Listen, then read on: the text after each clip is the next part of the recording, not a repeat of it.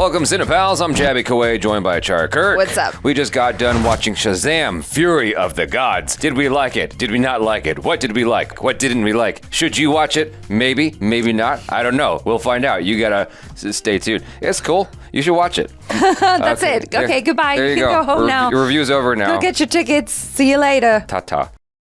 I liked it. I thought it was cool. Chara liked it way more than I did. Yeah, that's true. That's the feeling I had. I thought the movie was delightful. That was the one adjective that kept popping up into my mind. I was like, oh my gosh, this is so cute. It was really funny. I was roaring with laughter many times throughout the movie, and I had a big smile plastered on my face because it's adorable.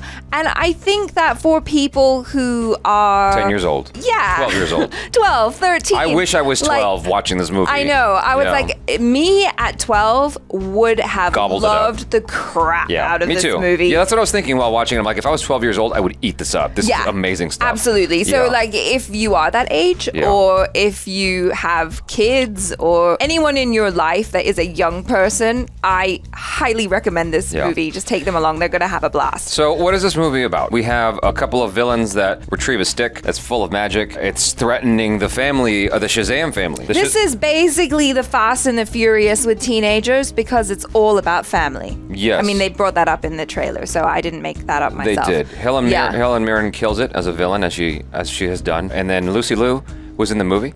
And then there was a young girl in the film who's fun and adorable. And Rachel Zegler? Rachel Zegler, yes. I loved her. Yeah, I liked her quite a bit. Zachary Levi is interesting. He's got a very likable personality, and I do like to watch him. There are instances, though, where I'm like, that wasn't quite... Not quite my tempo. Not quite my tempo. But there were instances where it won me over, and he's like I said, very likable personality, lots of fun, goofy sensibility. I think that by the end, there's like a warmth and there's heart. You know what I mean? Lots of heart. And I really, really felt that. I do like all that from Zachary Levi. Like, in terms of like, was it more positive or negative for me? It was more positive, but there was definitely negatives there, is ultimately what I'm trying to say. And I think that it won most of the audience over. Most people I talked to afterwards said they had a really great time, and I'm definitely in that party of like, I just thought this was a lot of fun. It's not deep, really. It's about family. And for me, the standouts were just the family, the young kids.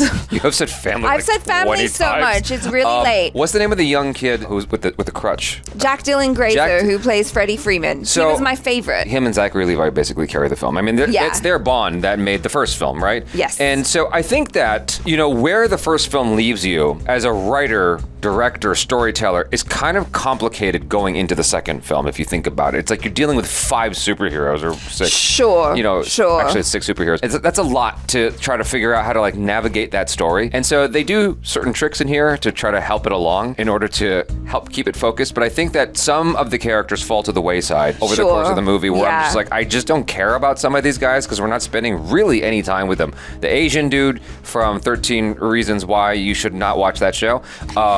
The Pedro guy, he had like a funny moment in the movie for me that killed everybody, and it deserved to.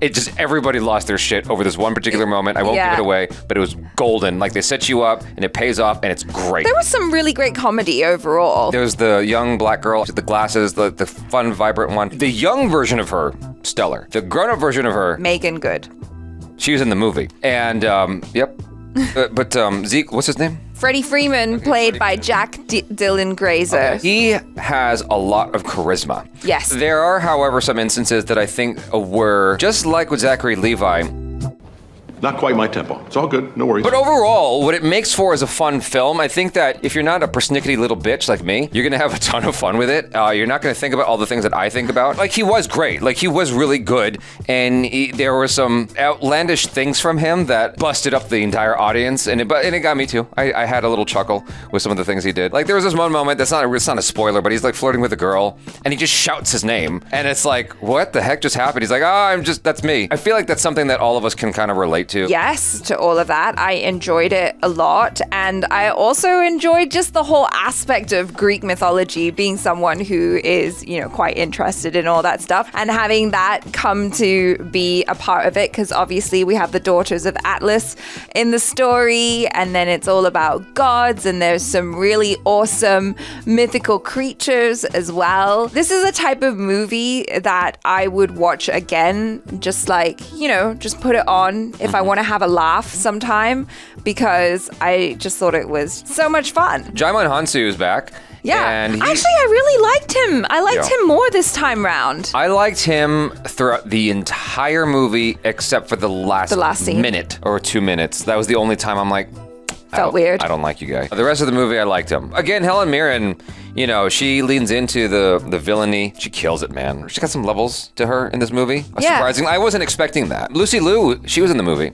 And then... Do you want to go into detail about why Lucy Liu was in the movie? I'm afraid to. She might see this video. I love Lucy Liu, but I just don't really feel like this was her role. And I just kind of felt like she was trying really hard. Whereas Helen Mirren and Rachel Zegler just kind of felt that they were just being themselves. Like being characters, or rather she was trying too hard. Apparently, there are commercials and stuff out there in the wild giving away a special cameo that's in this film. Don't watch. Don't watch it. Don't watch those if you haven't. Yeah. If you already know what the cameo is and you're wondering what we felt about that cameo, I thought it was nice. I liked it. It was pleasant. Coming off of the heels of the Black Adam movie, which won't get a sequel, and coming off of the heels of the James Gunn announcements, I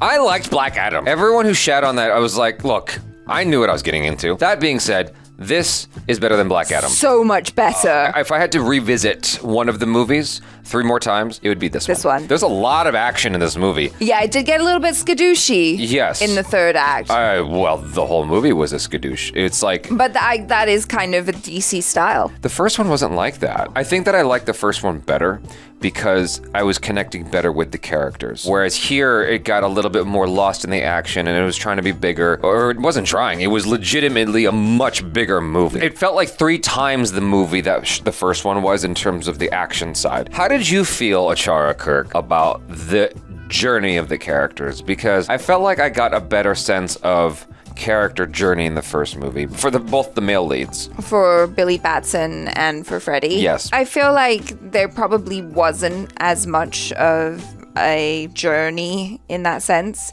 but it was kind of predictable in a way, like the arc that was going to happen, but I didn't mind because I had a fun time. I think I was kind of hoping for more of a hit me in the feels a little bit more. It tried to. It tried. Yeah. It did try. Not today, movie. I think I felt exactly what you were talking about, and so a certain amount of cynicism was kind of coming into my soul while watching it. Because there were certain moments where it was like, hey, this is the emotional part, you better start crying. And I'm like, God dang it, if I was 12 years old, this would have hit me. Because I remember watching Armageddon as a kid. Bruce Willis is like, I'm going to make the sacrifice. You go home and take care of my daughter.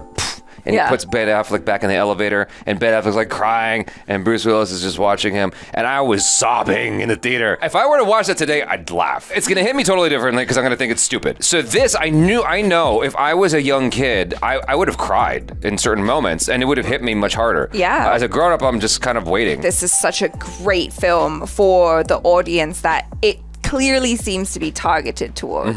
I think for young teenagers, somewhere between 10 and 15, amazing. Yeah. I think that I want to watch the movie again when I'm better rested, because the truth of the matter is, when I first watched the first Shazam, I didn't love it. And then I watched it again, and I was like, was I smoking something the first time? This is really good. And I enjoyed it so much more the second time I watched it. So I have a feeling if I watch this again, I'm going to like it a lot more. In addition to being better rested, I'm going to know what to expect. I think that's the thing.